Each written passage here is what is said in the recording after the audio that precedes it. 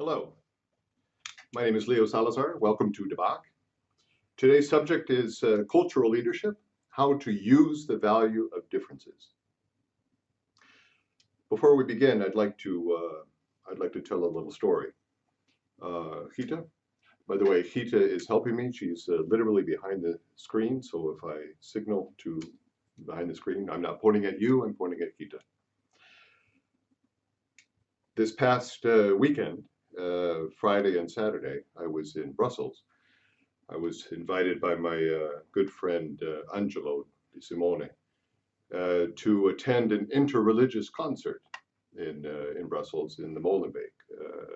Angelo is one of the directors of the oldest and most reputable intercultural institute in Brussels, Fourier. You can find more at fourier.be.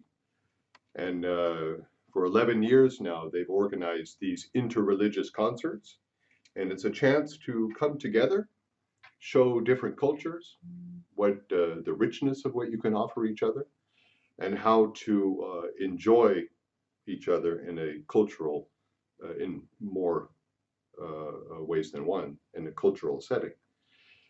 And the concert was with the Ensemble Ranine, that's a Middle Eastern group, but primarily with musicians from locally.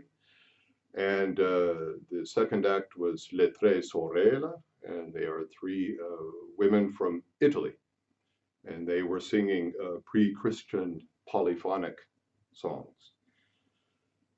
Now, Friday, 18 March, 8 o'clock was the kickoff of the concert, and literally 2 hours before, the Abdeslam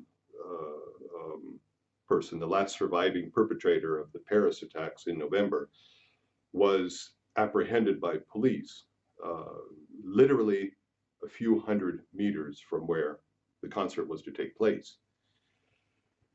Angelo said people were calling left and right, asking, will it go through? Will it, is there trouble? Should we be prepared, or should we cancel? No, he said, please come. We did. The church where the concert was held was full to capacity, probably 300, 350 people there. French television was there filming and so on. It was a wonderful, wonderful concert. And in the back of my mind, I had the feeling that this is a little bit a closing of a chapter in the long saga of terrorism and society. Will never leave us, unfortunately. It's a part of life. And but at least this small chapter was finished. Came home Saturday, and then Tuesday, the attacks in Brussels, almost in the same places that we had been. Horrific. And right away, going from the magic of sharing cultures with each other and sharing the good things that we have to offer each other, again, the focus on the evil, the bad things, the negative things. And I thought, yeah, okay, I'm giving a webinar on Thursday, courtesy of Baak, to tell about, how do you use cultural differences? But then I thought, no, that's maybe too fast.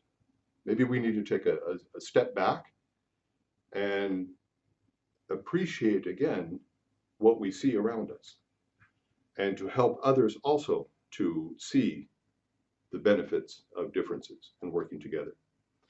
So instead of using the value of differences, I've decided to bring it back a step and simply look at seeing the differences. We'll still be using the same model, still be using the same structure, and I hope you'll be able to contribute also. We have some interactive parts that you can take part in, a couple of films that I think you'll enjoy, very short, and hopefully we can learn something together over this next hour that we can show each other the benefits of having a wonderfully multicultural society. So thank you for attending. Very nice of you to spend the day, the afternoon here with us. Again, my name is Leo Salazar. cultural leadership, how to see the value of differences. And Kita, just a little bit, very briefly, my background. I was born in the United States, in California, in 1950, in the area of Los Angeles. I'm very proud of where I was born. And I've lived here in the Netherlands now since 1992, so almost a full generation. I've also lived in Germany and worked all over the world, and have had the opportunity, the good fortune, to be able to enjoy different cultures. I'd like to tell you a little bit also about Baak, Kita. For those of you who don't know, Baak is a renowned leadership institute in the Netherlands. It was founded shortly after the close of World War II, and the intention of starting Baak was to help the Dutch business world get back on its feet. At that time, training, leadership development was not very well known, and Baak was one of the progressive forestanders of how do you develop yourself, how do you develop your team, your organization, and also how do you carry that development over into society. It's a fixture in the Dutch business world. Everybody knows Baak, and there are a number of locations, Gita, where Baak is located. Beautiful locations, one at the seaside in Noordwijk, the second here where we are located in Driebergen, nearby Utrecht. And Baak also has remote locations, mostly in the Netherlands, but also a broad network of trainers, associates, of which I am one, over the world, who help Baak to have people be more in line with their leadership skills and with their companies. Baak is focused on a number of topic areas: innovation and strategy, leadership, talent and trainees, organizational culture, change management and entrepreneurship, and coaching. I myself am a cultural business coach, and work often with companies and in-company programs internationally to design management development programs. Baak is focused on experiential learning. The phrase is, I see and I forget, I hear and I remember, but I do and I understand. This very much describes Baak: hands-on learning, action learning, and also in an international context. Good. That's Baak. We will be talking about a model. I promised you a model for today, and this is the model that we use in our some of our international leadership programs in helping people see, recognize, and value international intercultural differences. Very briefly, the model works as such. Step 1 is mapping. Step 2, bridging. Step 3, integrating. Step 1, mapping, is about looking at the differences themselves, naming the differences. You have to name differences, cultural differences, and we'll come back to that a little bit later. Define the territory, draw the map, what is the current situation, and assess the terrain. We have a number of analytical tools that we use to do this. Exactly which tools, many of them are common, psychotherapeutic tools, but some of them are specifically directed at intercultural measurements. Step 2, bridging. Once you map the terrain, then it's a question of crossing the bridge. And it's a question I love to ask, and anybody who's heard me speak before knows the answer to this question. So I hope you all chime in the chat underneath. The question is, what do you need to build a bridge? What is the first thing necessary in order to build a bridge? Can you take just a moment to chat in the chat function that you see in front of you? Just a couple of words. What, in your opinion, is necessary in order to build a bridge? What's the very first thing that you need?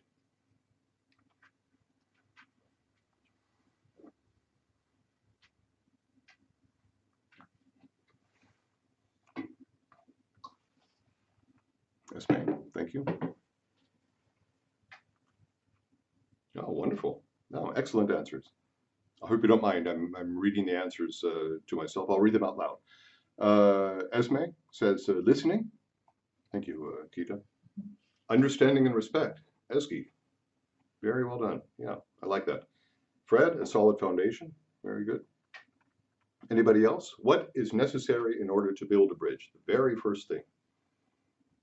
Many people say that a solid foundation. Some people say a structure, solid metal, concrete. I have sometimes engineers that talk about soil samples and structural measurements. Simon, intermediate contacts. Okay, good, good. My answer, what is necessary in building a bridge is a reason. You need a reason to build a bridge. The why. Always come back to the why. Why are we doing this? Why are we building a bridge? Why is it necessary to go from one side to the other?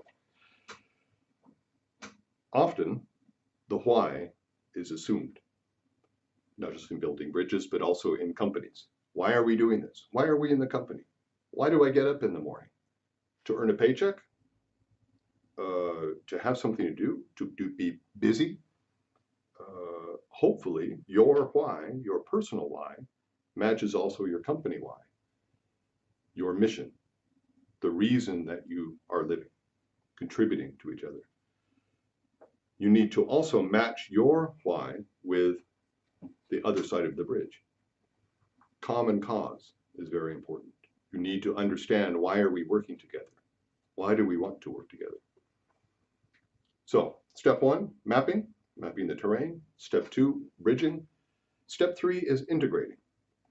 And many of the tools that we use for the third step, integrating, are very common to any change process. It's about not only creating this, the common vision, but also reinforcing it all through the organization, from top all the way to the bottom. You should be able to get anybody in the hall and ask them, why are we here together? Why are we in this business? And everybody should be able to tell you what our value is. Why are we together in this company? And through that, you change culture of the company, and you also create respect and appreciation for those around you. Good. That very briefly, we go into much more detail. There are many exercises and many ways to approach this model, but MBI, the mapping, bridging, integrating model, is what we use in many of our courses to develop leaders. I should mention, by the way, that this model is designed by Professor Martha Mesnevsky and Joseph De Stefano at IMD in Lausanne, Switzerland. Good. Cultural leadership, differences, see value. What I would like to do is to simplify our webinar title, Cultural Leadership, How to See the Value of Differences. Match that to the MBI model so that we know exactly what we're talking about. And over the next 45 minutes or so, you can see exactly where we are in the MBI process to be able to understand how to use this model also for your own intercultural leadership. Step one is seeing the differences. Many of you are familiar perhaps with cultural differences as defined by Geert Hofstede, the Dutch anthropologist researcher, who defined a number of cultural dimensions. Trompenaars is another one, Hall is another one, many ways to measure culture. These differences need to be visible. It's not enough to simply say, yeah, we're different, but then let's move on. You need to recognize exactly what's different and exactly what you do with these differences. The second, bridging, is seeing. What is our common value? Why are we working together? Seeing the value of differences. And step three, integrating, valuing each other. So step one, differences. Step two, seeing. And number three, value. Peter? Culture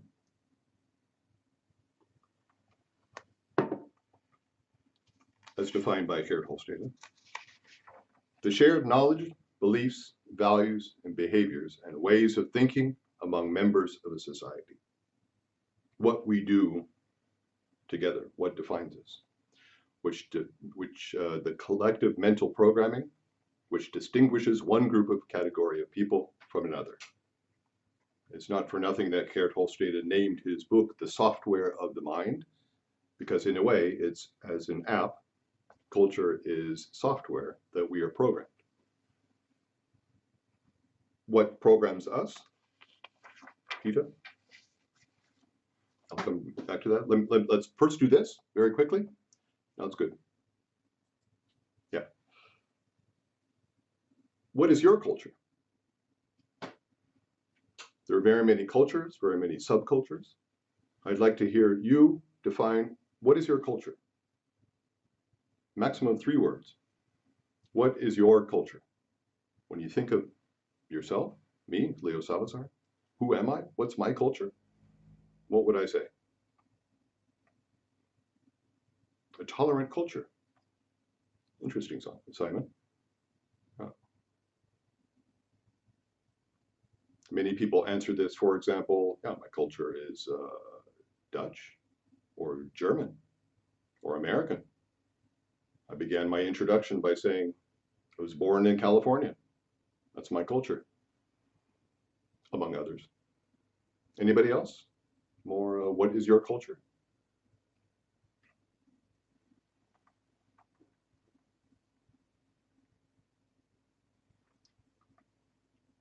All right. Let's go into a little bit more detail about what culture is. Maybe that will help. Peter?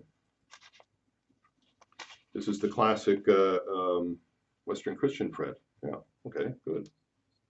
Good. This is the classic iceberg model, the cultural iceberg model. And it helps a little bit to explain what culture is, not just what you see on the surface, what is visible, and that is how you dress, what food you eat, your behavior, language that you speak, different customs that you have. Eski, tough one between Dutch and Turkish. Thank you. Thank you for recognizing, Eski, that it's tough. I could not be able to, in 3 words, describe my culture. Underneath the water, invisible, we have norms, practices, attitudes, judgments, understandings, assumptions, beliefs. These are very deep, which support, as the bottom part of an iceberg supports the top visible, that support what is above the water. And these deep, invisible cultural values have long historical influences. We are products of our environment. We are products of our upbringing, our parents, our colleagues at school, our colleagues at work, our family as we get older. All of these go to form and reinforce who we are, how we behave, and how we interact with each other. Sometimes I ask people, what is the best culture? Many people say their own, which is wonderful. It's good to be proud of who you are and who your culture is, but it's also good to be open, and we'll come back to that in just a little bit. The danger with depending on culture as a stereotype, and people do that often. They see what's above the water, and they say right away, they make a judgment. They make an assumption. Ah, he is from country X, therefore he acts like that. Because all people from country X are ... And that's a very dangerous place to be. Whenever I hear anybody begin a sentence with, all Americans are, it sets me on edge because I know what's coming. It's a little bit like President Obama, whom I'm very have a deep respect for. He said it at one point a couple of years ago. He said, when anybody begins his sentence to me with, let me tell you something about the black man, he said, I don't need to listen to the rest. Why? Because this person has a judgment. This person has, simply based on appearance, made a judgment about what's underneath the water. And in a couple minutes, we're going to go over how could we get away from doing that. But first, let's go a little bit deeper in the culture question. Thank you, Kita. And we're going to take a poll. And the poll will help us measure a little bit, not only how you feel about your own culture, but also how you feel about other cultures. So get your mouse ready, or however you're accessing this webinar. And Kita, if you could put up the poll, take a look at it. I'll read through the questions for you. Number one, we're in my country or company. Things should be done my way. Number two, we're all working for the same company. I focus on our mutual corporate values. Number three, I'm aware that people see things differently, and I try to understand how that fits in my way. Number four, it's up to me to adapt, to expect my team to perform. And number five, by working and adapting together, we have the chance to create something new. If more than one of these applies to you, please fill it in. There's no right or wrong answer, of course. Some of you might recognize this. This is from the Bennett scale of cultural adaptability for those cultural anthropologists out there. Okay, results are coming in. Wonderful, wonderful, very nice. I think you can all see this, but I'll read it out anyway. I'm very happy to see that nobody checked number one. I didn't expect you to anyway. Anybody who signs up for a webinar with the title that we have isn't looking to interact with other cultures, I believe. Number two, okay, good. We're all working for the same company. Indeed, company values are very important. I try to see things my way. Two of you, 40%, signed up, selected that. One of you also selected, it's up to me to adapt. Very good, adaptable. And the overwhelming majority of you chose, by working and adapting together, we have the chance to create something new. Wonderful, fantastic. I said there were no right or wrong answers, but I'm kind of being biased, aren't I, with the tone of my voice. Kita, can we go back? Good. Well done. This is a difficult thing, interacting with other cultures. Partly because it's biological. We see people from different cultures, and we react. And our reaction is a gut reaction. It's something that we feel very deeply under the water. It goes very, very deep. We have a perception. We see something. We have a prejudgment. And our action, our decision, is often, or sometimes, discriminatory. Like I said, it's biological. It's in our genes. It's in our blood. For example, the last time I was out with Thor, we were picking berries, and Thor ate the red berries. Thor died. Next time we go out, and I see, my perception is that there are red berries, I'm not going to eat the red berries. That's very simplistic, of course, but we also do it on a daily basis. We see somebody from a different culture, and we have a reaction, a gut reaction. This gut reaction is reinforced by the people around us, the things we hear. It's reinforced by the media, for example, what we see every day, and also on the internet. It's reinforced in very many different ways. And the trick is breaking out of this reinforcement, having a perception and being able to take a little sidestep and not react with a prejudgment. Kita? Instead of perceiving and making a negative assumption about who this person is, perceiving and then opening yourself up for potential discovery. How can I find out who this person is? How can I see more of what value they have? What is their added value? Yeah, the assumptions are difficult. They're inbred.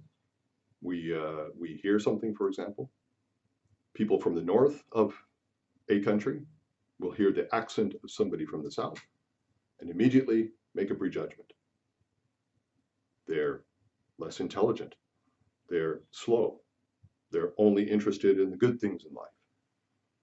Conversely, people from the south will hear the people from the north speaking with a northern accent, and their reaction right away is, oh, she's only interested in materialistic things, in personal success, individualism. She doesn't care about the good things in life. These are all judgments that we make, prejudgments based on our experience, rarely, mostly based on our upbringing and culture. The trick is to turn that around, to be open for new discovery. Let's look at a little film right now. The film, it's relatively short, just a couple minutes. This is Up in the Air. I don't know if you've seen it with George Clooney. And yeah, here we go.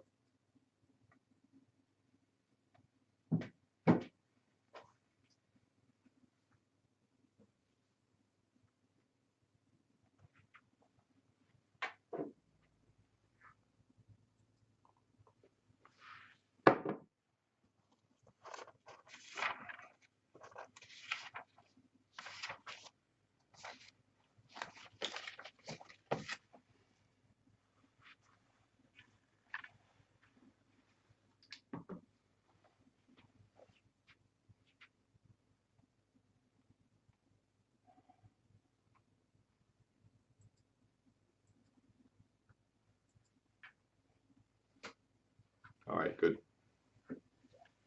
That was rather quick. I hope Mr. Clooney was you were able to understand him. What it was him and his assistant entering into an inspection area of an airport security check, and he was seeing, perceiving, and making a judgment about each of the different stations. Which one would he choose? Let's think back to our model: mapping, bridging, integrating. He was mapping. He saw family with children. He saw East Asians. He saw elderly.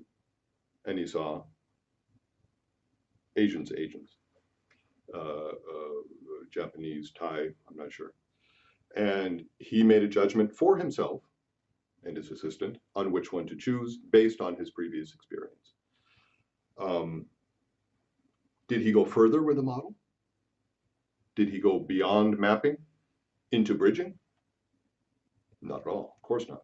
There was no interaction with him and any of the people there. There was no values check. Who are these people? We all have the same goal, to get through the line as quickly and safely as possible. But there's no reason for him, at least in that situation, to look for any value other than, let's get through this line. But it does show, in a very practical way, how a model could be used and how culture affects us. A part of his judgments were based on culture. Why should we pay attention to culture? Why should we do anything at all with cultural differences? It's a very, we'll see now, Gita. There are 3 reasons to look at cultural differently, to try to make that sidestep that I mentioned. And as you see, as we go through the 3 steps, They're not easy.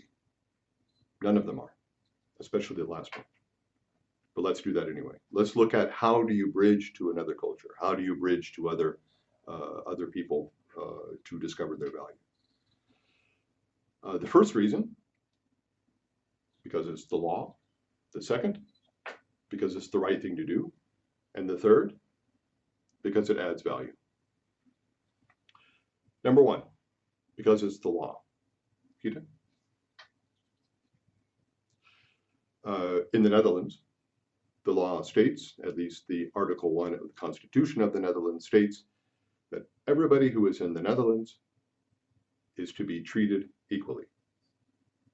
Discrimination because of race, sex, religion, creed, any reason whatsoever is forbidden. That's at the basis of Dutch society, at least from a judicial standpoint. But what is it in practice? What do we experience on the ground, as it were, and not in the court? For example, it's been proven, it's been documented, and we'll look at it now, Peter. Imagine you're a hiring manager at a company, a Dutch company, and you get a CV, and the CV has Werner. Ah, fantastic. Good. Peter? Next one is Vincent. Also good. Great. Good guy. I'm going to invite him for an interview. Peter? Then we have Lisa. Also good. Fantastic. Wonderful. I think I'm going to like working with them. Let me invite them in. But then if you replace Lisa with Khadija, the feeling is different. I don't know. And then if you replace Vincent with Mohammed, the reaction is entirely different. Whew. No, thank you. Unfortunately, this has been proven. Article 1 of the Constitution states that this is not allowed, but it happens. In fact, there was a lot of attention given last week to a new report by the Fairvey Institute that proved internships by people such as Khadija and Mohammed are routinely denied based on strange name, based on strange attire, based on the prejudgment of the hiring manager for that particular culture. So that's the first reason, because it's the law. Second reason to look at different cultures differently is because it's the right thing to do, the moral argument. At the basis of every organized religion in the world is the golden rule. Treat others as you would like to be treated. It is also the basis of every humanist movement, agnostic, even atheists, God love them, are also this basic human need to be nice to each other. At least that's what's in the code in most societies. The problem with using the moral argument in working with different cultures, seeing the differences, and so on, is that these values are not universal. Take India, for example. India, the caste system is still very much in practice. If you were born into a lower caste, that is your lot in life. To break out of that caste and come up into a higher position in society, it's unthinkable. The second reason that this is difficult, this moral argument, is who enforces it. Yes, churches enforce it. When people go beyond the moral bounds of society too far, the courts enforce it. However, it's a very difficult argument to make in working with different cultures. So it's the law. Number two, it's the right thing to do. Number three is value. Peter? And here is what would seem like the easy part. There's value in working with different cultures. For example, McKinsey report, Why Diversity Matters. We can send you a copy of this report if you are so inclined. It's a wonderful across every metric, every measurable metric within a select number of companies in the US, Brazil, and the UK. It has been proven that working effectively with different cultures and diversity in general improves 35% of companies in a direct linear correlation superior performance. It's been proven. Having more women on the executive board is proven to be better for innovation. Having more diversity on the work floor is proven to lead to higher profits, more effectivity. KPMG, also on the other side, has shown that ignoring cultural differences means that your business will suffer. At least 25%, 26% of potential business has been lost because of lack of cultural understanding. And lastly, Keita, the OECD has come out with a report very recently on immigrants entering society. This is very important also for this time with the changing migration streams coming out of the Maghreb. And the debate in Europe currently is what burden are these immigrants going to place on society coming in? The OECD has shown that across the spectrum of labor markets, the public purse, in other words, taxes and benefits, and economic growth have all been improved through the successful integration of immigrants. In other words, if you successfully integrate your immigrants into your society, you will have net gain. The trope is that immigrants come into society and simply take. We have built the society, they're here to take it. This is not true over the long term. In the short term, yes, but in the long term, successful integration of immigrants results in a net gain. The problem is, the key is successful integration of immigrants. And this is the big challenge. This is what is the most difficult part of seeing and bridging and discovering how to work with different cultures. How do you do that? Seeing is one thing. Making it happen is something entirely different. Keita? The model is sound, it's robust, it's been proven to work. We use it all the time, both on a micro one-to-one as well as on an organizational basis. The problem is, what can you do with it? You know, we're here in a webinar together, we're learning some things, hopefully. How does this help you? And this is where the challenge is, and we'll come to it in just a minute. But first, let's look at how does different cultures in a conflict situation create value. A little film, Peter. This is The Third Man. I'm not sure if you know it. It's from 1949.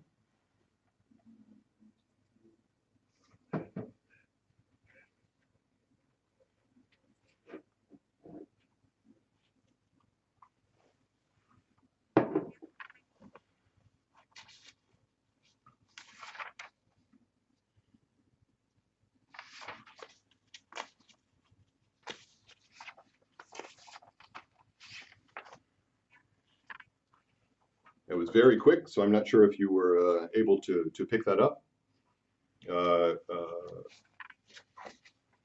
Basically, Harry Lime, the bad guy in this film, was making an argument for less brotherly love and more strife, bloodshed, terror, uh, as a catalyst for creativity. That's extreme, of course. That doesn't necessarily make our case either. However, what it does is lead to a point, and that is conflict can be good. Working with people who are different than you can be productive. It can lead to creativity if you do it right. Um, and that's where we come back to our model again, the MBI. We've seen how looking at different cultures, seeing, uh, uh, perceiving, leading to taking the step to interacting, will eventually lead to value. But it's hard. And how do we do this on a practical basis? We can't walk around with this model. This model, while it's good, while it's sound, is needs to be implemented by professionals, needs to be implemented by those who are able to work with groups and facilitate the process. And that's what we do here at Baak. We help both individuals, as I said, teams, organizations, to work with each other to produce greater good. But what can you and I do? Looking back at at my introduction and the events in Brussels this past couple of days, these seem like such huge, enormous problems. How can we make a difference? We can't fight terror directly. We can't fight crime, abuse. But what we can do is to turn that around and demonstrate the good, demonstrate the positive things of working together. Kita? The best thing that we can do, first step, is simply be kind. And maybe some of you are thinking, Leo, I've been sitting here for 40 minutes waiting for you to tell me how to work better to get value from other cultures, and you're telling me to be nice? Is that it? Yeah, that's a good first step. Build kindness, not walls. The problem is when we reject a CV simply because of a name or culture that we see, because every time we refuse somebody their due because of our prejudgment on who they might be, we are building those walls. Politicians who should know better are screaming about building walls, throwing people out, closing borders. This is not the way to approach a solution for cultural differences. What is a way is to work together, to emphasize the positive, to build on kindness. What can you do to do that? What are your first steps? First of all, look around you. Who are you? Yes, Esme. Funny picture with the Trump Tower in the back. I wasn't going to speak his name during this webinar, but yes, he is indeed one of the politicians who is building on fears of people, who is telling them what they want to hear. Like I said in the beginning, this visceral feeling, this gut feeling, biological even, of strange.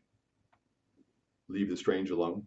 We need to focus on us white people, as many unfortunately say in the US. Instead of embracing the differences, instead of reaching out to those people who are different.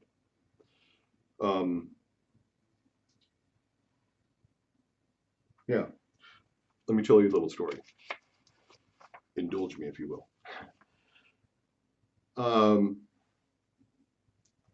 I love to cook, and The first time I cooked for my wife, Annalie, we're both from second marriages, and her three children, two girls and a boy. When we first sat down at the dinner table, made one of my specialties, and it was typically American, uh, spare ribs, collard greens, sweet potatoes, black-eyed peas, cornbread. Martijn, who was 6 at that time, he looked at all of that with a 6-year-old's face, and he said, "What is this?" I explained it. Martijn is Dutch. Annalie is Dutch, my wife. And the Dutch are very used to a meat and potatoes diet, but not this meat and potatoes, especially the cornbread. He said, "What is that?" "It's cornbread." "I don't like it," he said. "Oh, what do you mean you don't like it? You haven't tried it." "I don't like it." I thought, okay, this is his first time. Let's see what happens. In the course of the meal, Martijn left the cornbread on his plate, didn't touch it, but he saw his sisters enjoying it. He saw his mother enjoying it. He saw me enjoying it. And little by little, I saw out of the corner of my eye, Martijn taking a little piece of cornbread, and then another, and another, and another. And indeed, a couple minutes later, Martijn said, "May I have some more cornbread, please?" He tasted the cornbread and enjoyed it. To this day, we make a joke about it. He's a school teacher now. And we talk about the cornbread experience. It's about tasting, it's about experiencing, it's about doing it yourself. But how do you taste value? How do you show other people that you've tried the cornbread? You know, I could have used our 3 reasons for trying diversity, trying to search value. What were the 3 reasons? It's the law, the moral choice, and value. I could have said, Martijn, it's the rule at the table that you must try everything on your plate. Any parents of children know how that works. Number 2, I could have said, Martijn, there are starving children in Tibet who would love to have that cornbread. Mail it to them. Instead, we demonstrated to Martijn the value of the cornbread. And that's what we can do. That's what we can do every single day.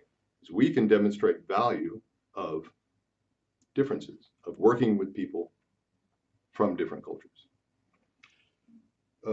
For example, if you've ever gone to a network meeting and you're there at this reception and you see somebody off in the corner who is not interacting with anybody, because what do people do at networking receptions? They're looking for people who can help them in some way or another. Or they're looking for people who they can sell their services or products to.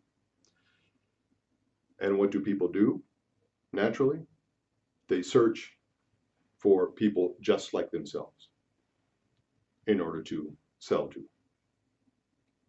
Because that's where they've had their success in the past, is selling to people just like themselves.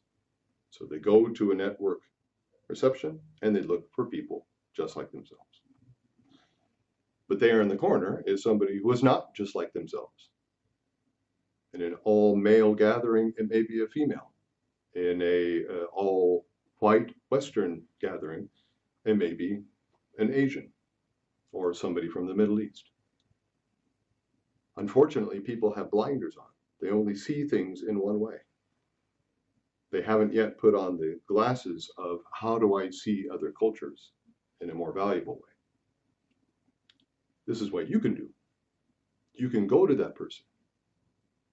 You can sit next to them at the table. You can ask them simple questions. The same questions you would ask anybody else at a network reception. Are you enjoying this? Is it your first time here?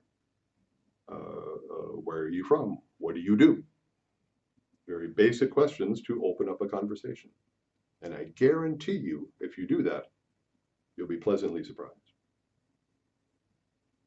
Another opportunity, telemarketers.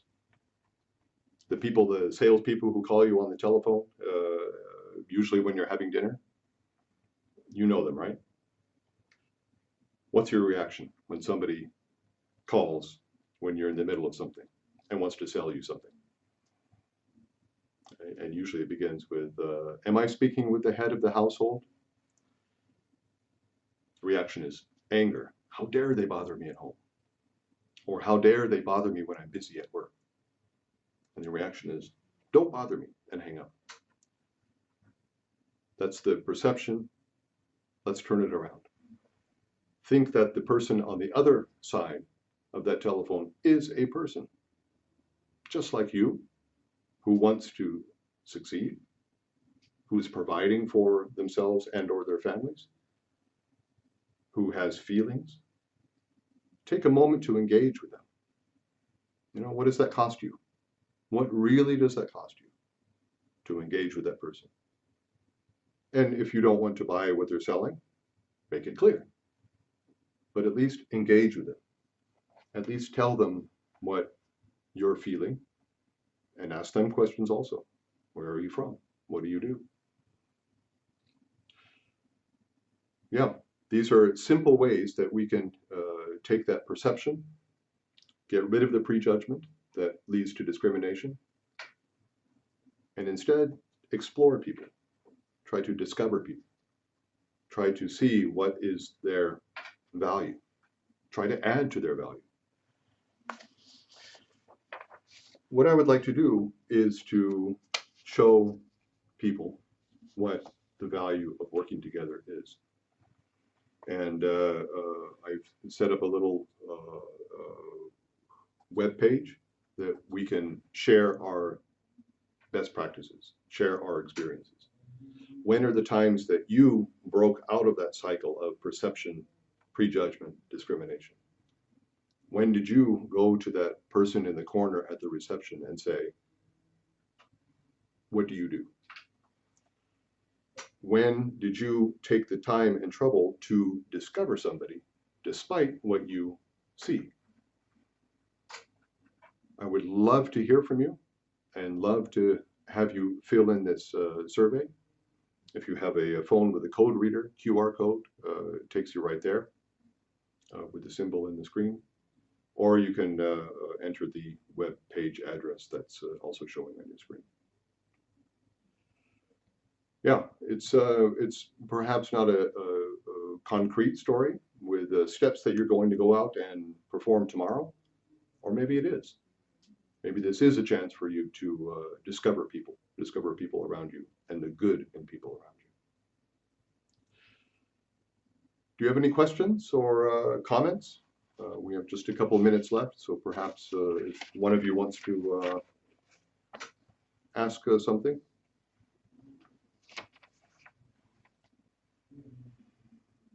If not, we'll close it off. Kita? Here's my contact information and Baak.